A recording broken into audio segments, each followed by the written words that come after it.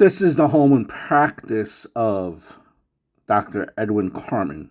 This is the house from many, many years ago, over 100 years ago. This is a case from 1914 that has baffled people for years here in Freeport. Puzzling chains of events led to the murder of Miss Louise Bailey while she was having a conversation with a doctor in his office. Was it jealousy, revenge? Who did it? Was it assassination attempt? Was it wrong person at the wrong place? I am Thomas, and Dr. Carmen and his wife, Florence, lived at 118 West Merrimack Road, which we were just on, in Freeport in the year 1914. Their house was large and beautiful, and Dr. Carmen ran his practice. He ran the practice there on the first floor, and he had been respected as one of the best, a great physician, a great citizen in their community. They had a daughter named Elizabeth.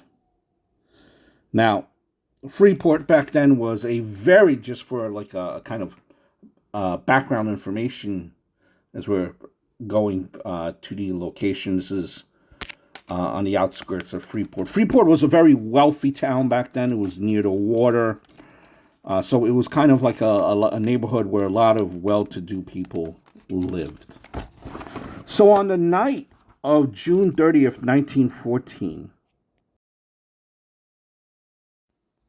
the maid, Cecilia Coleman, had said that dinner had been served to Dr. Carmen, Florence Carmen, Mr. and Mrs. Platt Conklin, Florence's parents, and Mrs. Ida Powell, Florence's sister. After dinner, Cecilia, believed the family went to another area of the house, and Miss Carmen went upstairs to her bedroom. Now, at around 8:30, a shot was heard. A gun had been fired into the first window of Dr. Carmen's exam room. Remember, that was on the first floor of the house now. Miss Bailey, Lois, and this is Miss Lois Bailey, an apparent patient, lay dead on the floor. Autopsy results showed that the bullet had entered her body near her right shoulder. It then went diagonally through her body and into her left breast. She died almost immediately. The bullet came from a .38 caliber. It was a caliber pistol. Now, according to Miss Durea, who is here in the middle, the victim's mother, her daughter had left her house in Hempstead at 3:15 to visit a friend in Rockville Center. There is Miss Lois again. Lois was not ill, though she wasn't ill, but her eyes were puffy. And her mother suggested that she may want to go see a doctor. Miss Bailey made no mention of any plans to go to Dr. Carmen's office. William Bailey, husband of the victim, had gone to see a cousin on the night of the shooting. When he arrived home, he discovered that his wife was not at home. A bit concerned, he stayed up and he waited for her. A short time later, he received a call that his wife had been murdered. He was obviously devastated. Like Miss Doria, Mr. Bailey, a bookkeeper in New York City, said his wife had not been ill and that she had never mentioned seeing Dr. Carmen. It is believed that Dr. Carmen may have been introduced to Lois by a female cousin of the Baileys 7 weeks prior. However, when the cousin took the stand at the trial, she did not admit that. Instead, she said that Lois may have been Dr. Carmen's. They admit that Lois may have met Dr. Carmen. So she said that that Lois may have met Dr. Carmen at her house a year ago. At the trial, when Dr. Carmen was asked if he knew Mrs. Bailey, that's Mr. Bailey there on the right, he said that the night of the murder was the first time the woman had ever been to his office. He said that she was in the office for about 8 to 10 minutes and that he did not recall meeting her a year earlier. The first question was, why was Lois Bailey at the office of Dr. Carmen? Was Dr. Carmen lying? Had he seen this woman before? There had been times prior to the murder when Florence had reason to believe that her husband had been cheating on her with his female patients. Now it gets interesting, doesn't it, folks? On one occasion, apparently she caught him giving money to a nurse and then saw him kiss her. At the trial, Dr. Carmen denied the charges, but did claim that his wife had burst into the room recently while he was with a female patient, and that she had made a scene and slapped the patient's face and pulled her hair. Now, what Dr. Carmen did not know was that his wife, being suspicious of him, had a dictaphone installed in the house so she could listen in on his conversations with his female patients. The installer, who was a witness at the trial, told the jury that when Miss Carmen first came to him, she lied about her reasons for wanting the dictaphone. He knew she was lying and questioned her. At that point, Miss Carmen told him about what she believed was going on. The installer asked her why she would not divorce him, and she told him it was because of her daughter that she was. And Miss Carmen said, that she's not going to get a divorce because, of the daughter that's staying with them. So police did a thorough search of the Carmen's house after the shooting, and they discovered the dictaphone, which is the recorder nowadays, right? It had been hidden in the attic. They also found a box of .38 caliber bullets. The box the bullets were in was coated with heavy dust.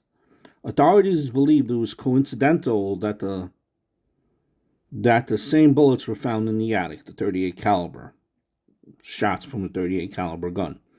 However, everything else led to Miss Carmen being the shooter.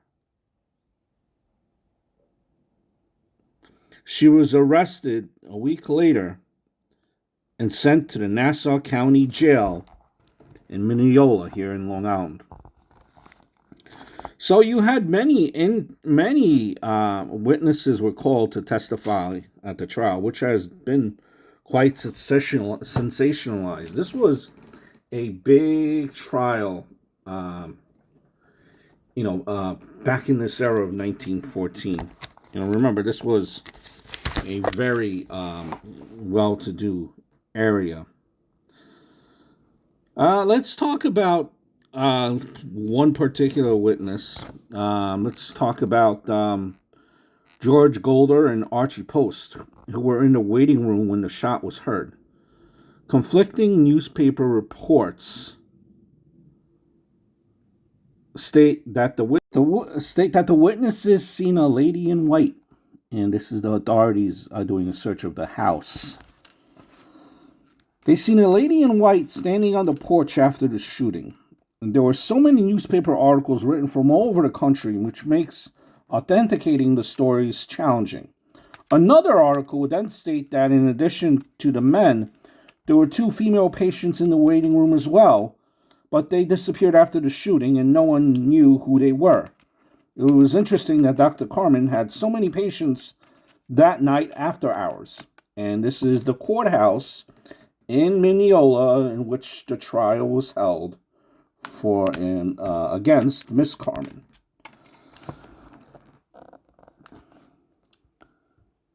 Then again, there was their maid, Miss Cecilia Coleman, who changed her story several times in court, oftentimes claiming that she did not remember. Cecilia had been living in Freeport for 2 months and had been employed by the Carmens for about a month and a half at the time of the murder. During her original testimony, Cecilia stated that Miss Carmen had been inside the house the entire time and that she had never gone onto the porch. It is believed Cecilia may have been covering for Miss Carmen. At a later trial date in October, Cecilia changed the story again and said that Miss Carmen did not go out to the porch from the back door, and that she had a shawl on and seemed to be carrying something hidden on underneath. In still yet another statement, she said Miss Carmen admitted to the shooting to her. Cecilia turned out to be an unreliable witness in the case. It was said that she had made 5 different statements since the night of the shooting. So the story has changed numerous times, which kind of you could see where this case was leading. And another bizarre twist, 6 days after the shooting on the night of July 6th, Mr. Carmen was riding in a car with a Manhattan actor. As they rode down Centennial Avenue at 10 p.m., a man on a bicycle took 3 shots at the car. Dr. Carmen was convinced that someone was trying to kill him. According to the Chicago Tribune, this is downtown Freeport right now. This is how it would look like common day. According to the Chicago Tribune, 2 of the 3 shots struck the closed body of the physician's car, showing that the aim was fairly good. At least 2 of the shots were fired at a distance of 20 or 30 feet. Dr. Carmen said that it was so dark out that he could not get a good look at his would-be assassin. So the sheriff and the other authorities, they found this story of 3 shots to be very interesting. However, they firmly believed that this was something was going on to kind of divert the attention of the authorities, the press, and the public, and that the incident was taking away from the matter at hand, which was the murder of Miss Bailey. The Carmen's attorney, on the other hand, they believed that the murder and the shots fired at Dr. Carmen's car, well, that they were related and that someone was trying to kill Dr. Carmen. He believed that the incident was pertinent to the investigation and that not enough attention was being paid to it. The trial would continue on for weeks, with no substantial evidence and a lot of conflicting stories. It ended in a hung jury, and another trial was set for October. A young lawyer from Freeport, Morton Levy, he took over the case on a retrial. He apparently ended up discrediting several of the witnesses, and the trial finally ended with Miss Carmen being acquitted. Here we are back in front of the house, and how it looks modern day right now. It obviously was touched up, remodeled. The addresses might have be a little bit off, but from all indications, this was still the house. It is said that after the final trial, the doctor and his wife, they reconciled any differences they may have had, and they continued to live their lives. They lived to a fairly old age. And are actually buried in Nassau County. I believe it's Greenwood Cemetery there. It was never determined who shot at Dr. Carmen's car, nor was Miss Bailey's murder ever found. They never were able to solve the case. To this day, many people believe that the revolver lies beneath the water in one of Freeport's canals. The mystery of the Carmen case never solved.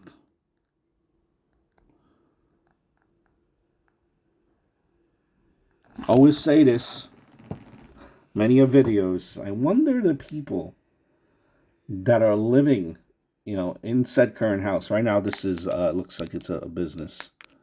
Do they know what history they have? Do they know the story behind the house that they're in, that they work in? Truly amazing. This happened in 1914. Over about 100 some odd 10 years ago.